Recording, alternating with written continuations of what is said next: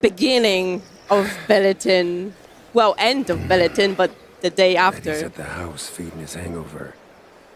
Got an As you can invite, see, the too, party I was think. wild. Is Geralt It even had hangover? an effect on Geralt. Can he get hangover? Woman. I mean, No, he can not get really. tired. He can be tired. Yeah. But Strange in as classic dreams go. form, you lose a friend on a big night What out. was that girl? That's exactly It's the usually deal. everyone else who gets a hangover, enabled to explore, but guided gently towards elements of the story so you can still experience it as we sort of intend, but in your own pace, if you understand what I'm saying. So it's directed, but gently, and lets you engage in open world activities while you're already invested in a greater storyline unfolding. So it's still up to you, but nicely framed. And this, I think, was one of the biggest challenges still, which was the biggest challenge in the original game as well. And I guess on that, Peter, And it has many rooms and corridors, so there is a lot of explore and many secrets. Okay, secrets. so far we showed you a little bit of the sunny Letten, but it also has woods, Oh, yes. dark woods.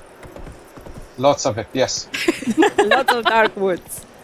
Can we maybe talk about how you guys approach designing this contrast between super sunny village and then dark forest with like fog and all that mystery around? Yeah, this was an exceptionally tricky thing to pull off, and I bet it's the trickiest part of every game that tries to illustrate values through contrast, is how to blend like one extreme into the other extreme. But with clever framing, composition, and distancing and density and encounters and community design and every single component, it's manageable. But you have to be mindful, of course, how you conduct the journey there, how you can end up from one place to another, like accidentally, and make sure that the things do not happen like that unless you intend them to happen like that. So it is kind of tricky, but it requires a lot of testing and a lot of iteration, of course, and subtle play with colors and, of course, expectations, how you set up a certain mood with shapes that bleed out into the surrounding environment a little bit sooner, just to like set the mind in that kind of mood earlier with a smooth transition. So everything happens in good rhythm and pacing. Yeah, beautiful. As a side note, well, though, that we want to dive into to start with, one of them is Thornbloom. Yes. So, as you can see, while we have some gameplay going,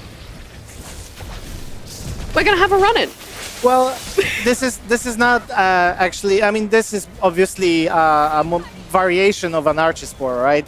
But as you can see during his attacks, this is not your regular Archispore. Bit different. Yeah, this is something that has been born in the Garden of Thorns, so you know it has to be special. And as you can see, there are like new attack patterns, new VFXs. This is, by the way, you can already see the remaster improvements in VFXs, which are mind-blowing in my opinion. And yeah, so we have. Let's go back to the monsters. Yes. But I mean, I could actually add a little bit to that. Go. Yeah, basically, our reference for this one was based Different on combats. So I would say, depending on what your playstyle is, but our main, main focus in creating a boss fight is to always create a challenge for you. So yeah. We have a little glimpse of Swarmions again. Boom! Getting beheaded. That's my favorite finisher right there. More Swarmions. I don't think I'm gonna like those guys. Yeah, a little freaky. Well, it is in the name, Swarmions. They swarm you, right? So there's going to be a lot of them. Too in depth, got something that you're just cannot wait for people to experience? I mean, Kuba stole my answer. Like,